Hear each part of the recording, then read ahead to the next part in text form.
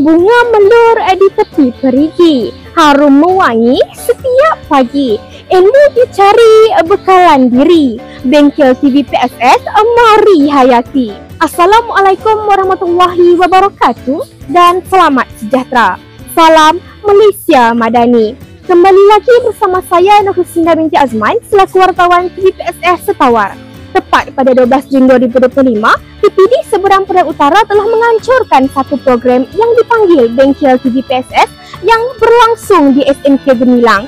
Mari kita saksikan kemeriahan program tersebut disambut.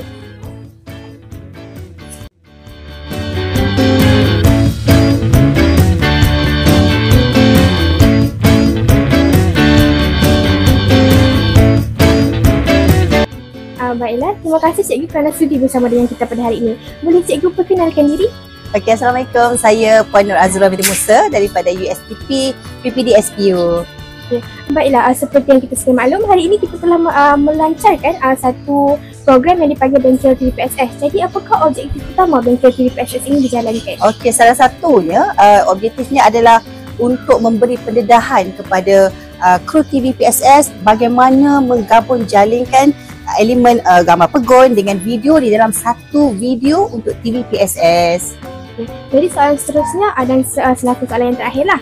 Jadi apakah harapan cikgu kepada seluruh kru TV PSS daripada pelbagai sekolah yang menyertai pada hari ini selepas mereka menghadiri bengkel ini? Apakah harapan cikgu kepada mereka? Okey, tak ada yang lain yang bukan. Harapan cikgu adalah supaya semua kru TV PSS menghasilkan konten yang berkualiti. Yang penting konten itu berkualiti yang mana kita guna pakai segala macam usaha daripada kru TV PSS untuk diterbitkan dan ditayangkan kepada semua.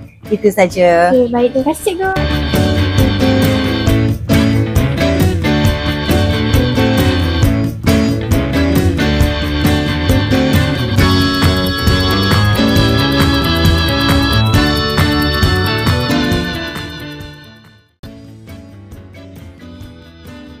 Sekian, itulah Bengkel TV PSS yang dijalankan sebentar tadi.